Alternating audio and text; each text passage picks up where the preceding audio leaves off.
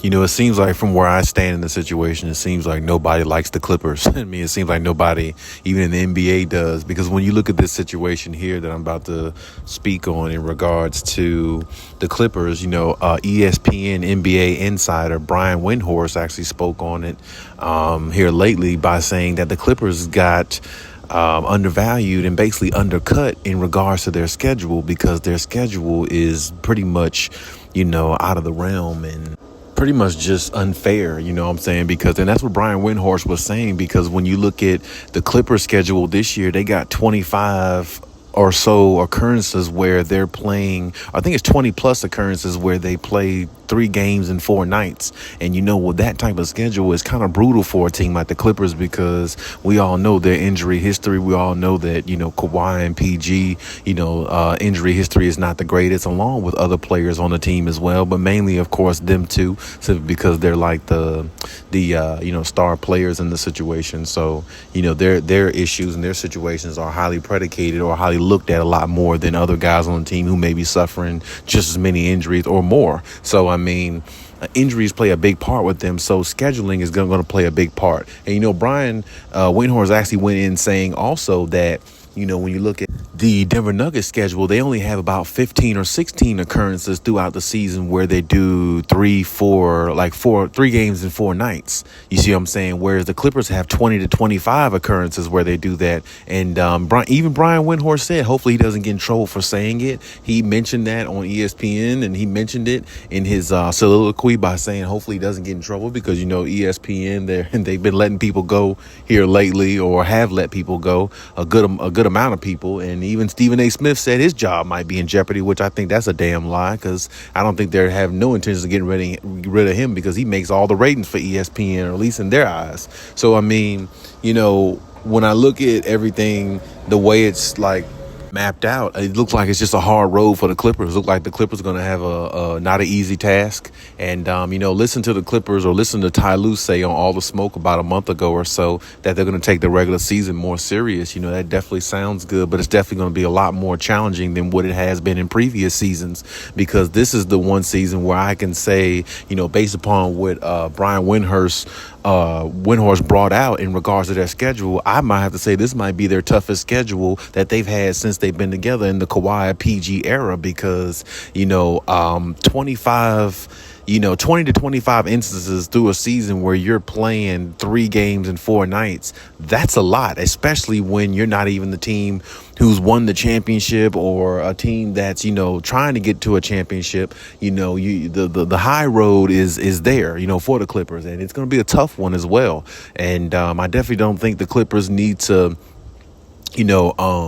stress themselves too much, but I definitely know it's a good thing that Ty Lue said they need to take the regular season more seriously, because they do, and they should have been doing that even way before this season. But even still, now the fact that they decided to do it, it just seems like it's a coincidence all of a sudden that the basketball, execs and all those people believe that they want to make the Clippers road a lot harder to a championship rather than, an easier one. And, with that being said, I find that to be, I'm not going to say unfair, because, there's other teams who have, had the same type of scheduling, or who has the same type of scheduling, and nobody's talking about their situation. So I'm not going to say it's the worst in the world, but it definitely doesn't help the Clippers, or definitely doesn't help or increase their chances of winning, because with their injury history, it just makes it seem almost impossible for the Clippers to win based upon their injury history, and based upon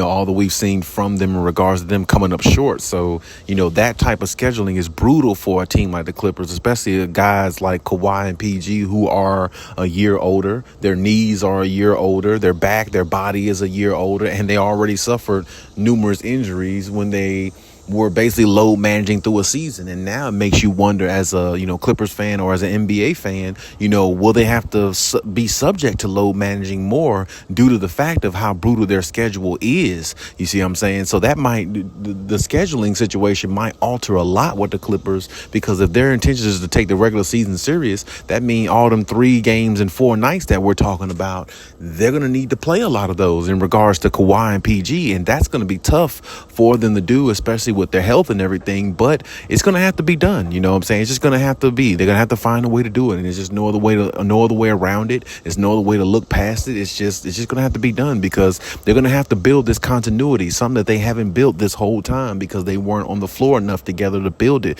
Kawhi and PG is two great players individually, solo acts, but they're not two great players that gel together in championship camaraderie because they haven't really played enough together for them to do that. And I will say this season, if they're going to take this season serious, well, they're going to have a whole lot of practice if they're actually out there on the floor because 3 games in 4 nights on several occasions throughout the season, back to back, multiple times, is going to wear you down. It's going to wear you out, and it's going to make you a lot more fatigued than you would be if you had maybe like 17 or 18 occurrences of that during the season where you have more layoff time or more downtime during the season, or more stretch time between games. So the Clippers are in a real calamity here, I would say, because like I said, with their health is their main issue, their Achilles heel. And now you're putting more games on them consecutively back-to-back nights. Is Kawhi going to be there? Is PG going to be there?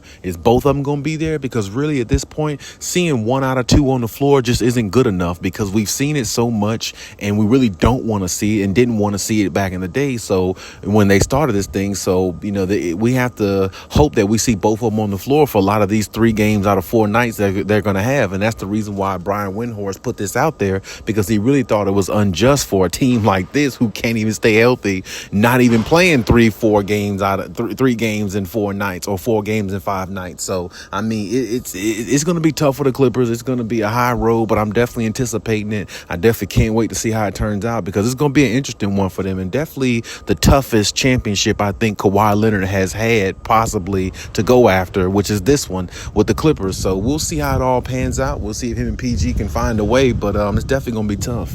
But leave any comments in the comment section. Let me know what you think, and we talk about it.